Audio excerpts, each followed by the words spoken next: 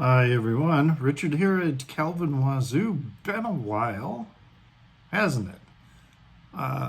Really haven't been making a lot of videos, and I've been, buying records and listening to lots of records, so I got plenty to talk about, so I thought I would, do a reasonably short video and work my way through things.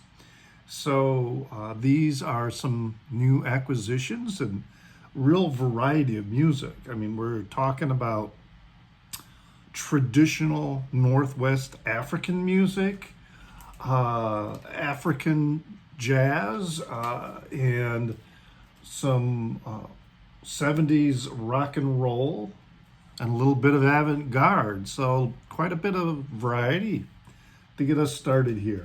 And the first record I want to show you is this one. And this is Timbuktu, and the name of the record is Hali Diallo. And so I saw this in the store, and I thought, okay, this is pretty interesting. And then but didn't know anything about them, but I've been very interested in the music of Northwest Africa, primarily because of Mdou Moctar, but then there are, so many others like Tanarwin and many other musicians and acts that I am hearing about from that region. And so I did a quick check, on, I think it was Discogs. I looked them up, and just to kind of get a sense of how people were reacting to this particular record. And it was there was just a couple people that had given it a rating, and they were all 5 stars. So I thought, oh, all right. So I decided to take this home and listen to it. And wow, it's just really amazing. All right, so they play this instrument called the tahardin, all right, which is kind of like a lute, all right? And it's, these instruments here, all right? And they're carved out of wood, all right? Out of the wood comes from a tree here. I looked it up. The Camophora africana, all right? And so the strings normally were horsehair. But nowadays, I guess they're mostly made with either, unwound bicycle cable, the wire from that, or also from using fishing line. Now, it's a 3-string instrument. And, the body of this instrument creates this really amazing resonating sound that's really quite loud.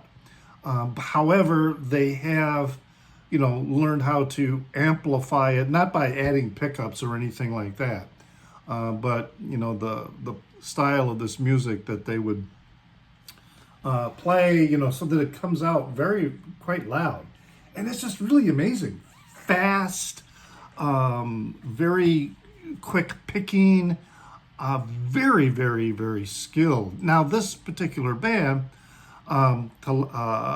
Talawit Timbuktu, all right, they're from Timbuktu in Mali, all right, which is still that area. There's Mali, Nigeria, Upper Volta, all these countries that are, in that region. A lot of great music is coming out of there. So I found a page about them, and it's really quite interesting, all right? It's called, the type of music that they play is called takamba, and it's a very hypnotic and traditional form of music from northern Mali.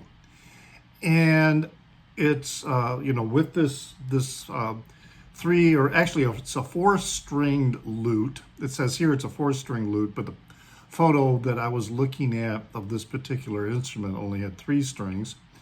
But then, so they play this very droning but fast and hypnotic, and they actually create kind of distortion with the sound. And then the percussion is really pounded out on an overturned calabash, and just incredible time signatures, just amazing playing. And on this particular record, even though there are different tracks identified, it's one continuous track all the way through, which is kind of the style, because in the middle of songs, they'll tune while they're playing. They will call out to people, in the audience. It just really is amazing stuff. Not quite as big a thing nowadays with the younger people of the region. So it's a very traditional music that may make a comeback. I don't know. I really hope it does, because I was totally blown away by this. Give it a listen.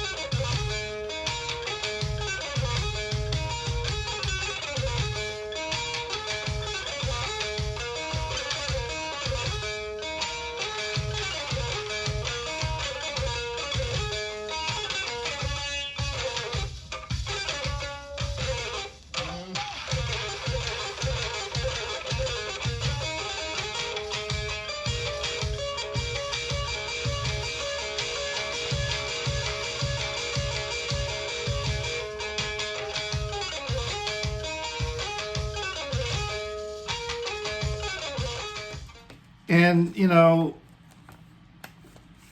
it's just, as I said, it sounds like it's being amplified, but the only amplification comes from playing in front of a microphone. Now the other record is sort of this amalgam of African jazz beats and rhythm and funk and Caribbean, and it's just really great stuff. Another Blind Buy. I've been pretty lucky with the blind buys, particularly with content that is coming out of Northwest Africa, because this is great material. I've just really enjoyed all of it. All right, and it's this record here, Orchestra Volta Jazz.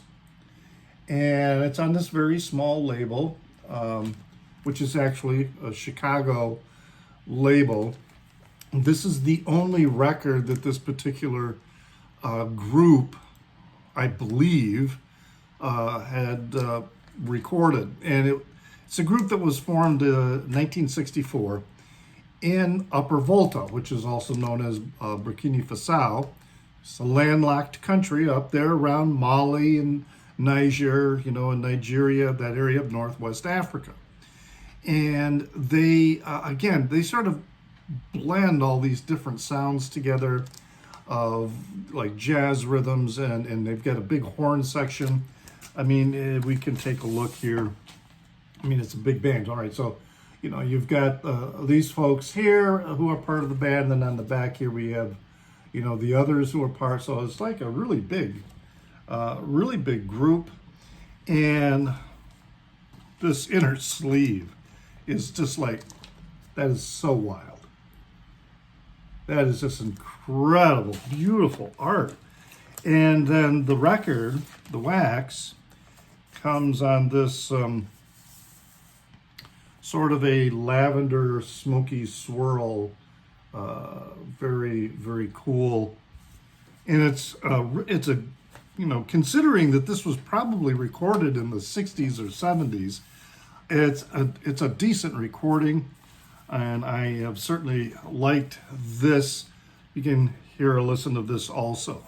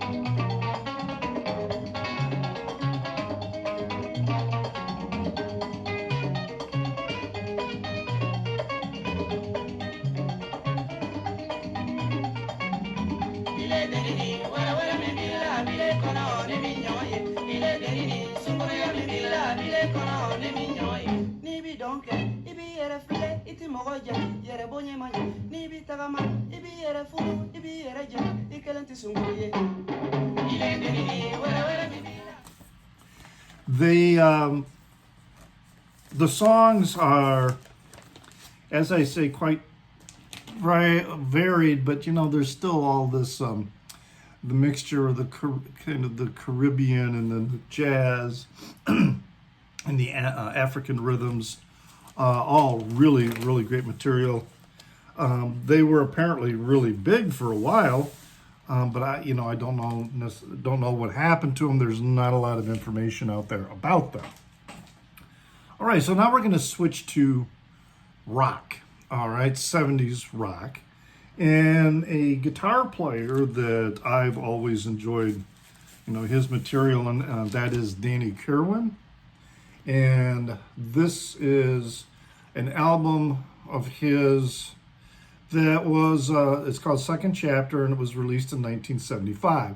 So this was kind of after he was, you know, this was after he was booted out of Fleetwood Mac. But he is a protege of Peter Green, and Peter Green is one of my favorite guitarists. I think he's way better than Eric Clapton. Eric Clapton was very flashy and all that, but Peter Green knew how to play guitar. Anyway, you can see with this, it's the design of the cover you see is very much like a book. And it's quite an eclectic group of songs on here. Second Chapter, I'm trying to determine whether this was his first solo album after Fleetwood Mac, but I'm not sure, because his last album, I think, would have been Bare Trees, and that was 1972, and this didn't come out till 1975. I have another Danny Kirwan record that I think might have been earlier, but I couldn't look it up. Anyway, give a listen to a track from this.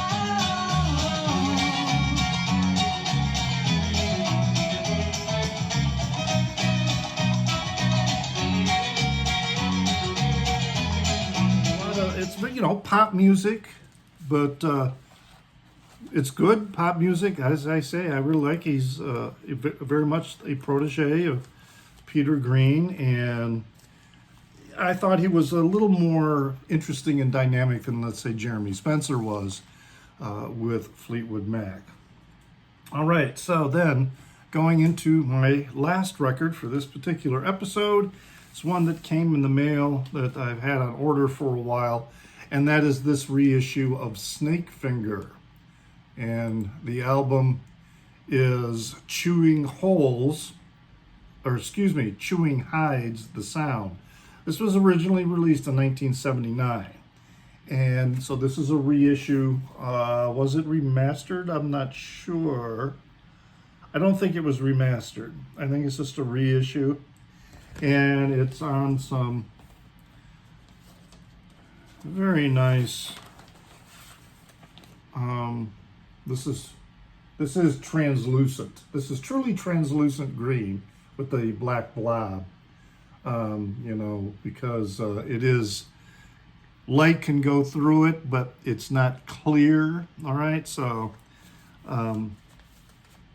it's got the, of course, also the label of, used by the Residents from Ralph Records, because if you're unfamiliar with Snakefinger, he played with the Residents for a good chunk of their recording career, and they recorded with him also. I mean, this is a Snakefinger record, but the Residents appear on it, and they also appear on other records. He was known as Snakefinger, as you can see, because his index finger was like really, really long, and he played slide guitar, and I guess the length of his finger helped out with that considerably. And he died in 1987, right after a tour and a show in Austria. I think it was a heart attack. It might have been even his second heart attack. Good music, really good music, more of the avant-garde kind of material. And so here's a listen for that, Snakefinger.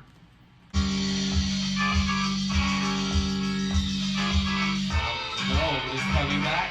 It's coming back.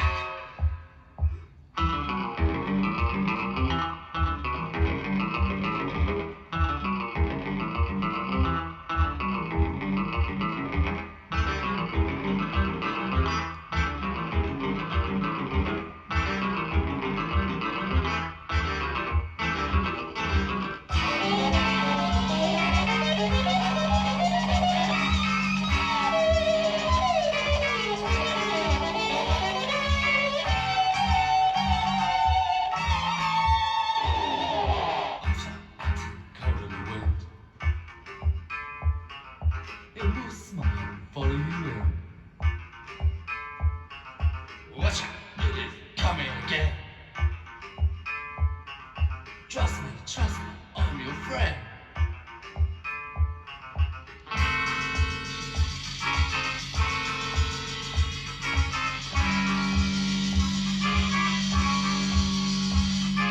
Something old is coming back.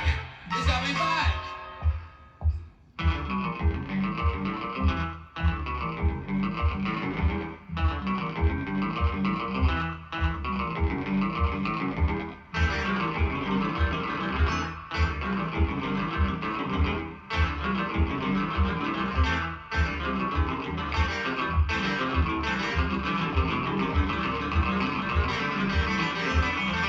It's nice that they're reissuing some of these records.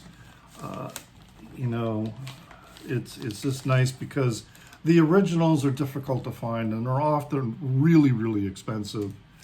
So those are some of the new records that I picked up, just trying to go through and get some more videos out there. If you've listened to any of these, hey, leave a comment in the Down Under. Don't forget that also, I'm going to sneeze. Oh, dear.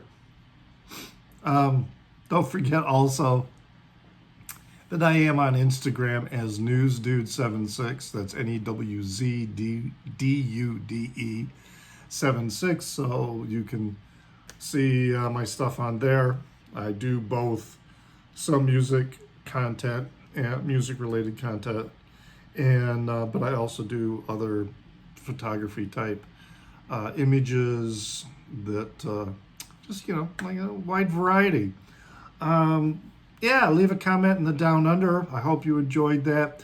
Let me know what you think of some of these records, or if there are any others that I should look into. And always remember to pray for the people inside your head, for they won't be there when you're dead.